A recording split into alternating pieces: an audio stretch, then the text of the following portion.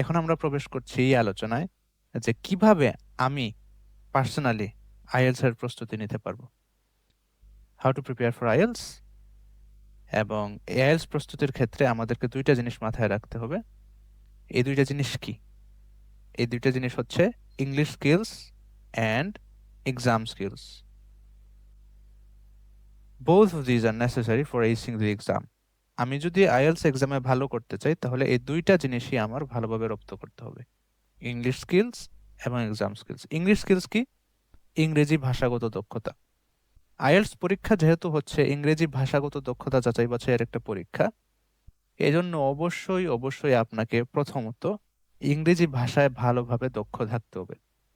এবং সেকেন্ডলি, যেহেতু আইএলস পরীক্ষাটা বেশ জটিল একটা পরীক্ষা, এর কিছু ইন্ট্রিকেট সিস্টেম আছে, স্পেসিফিক ফরম্যাট আছে, এই জন্য এই এক্সামের ডিটেইল আমরা ভালো করে রপ্ত করতে হবে।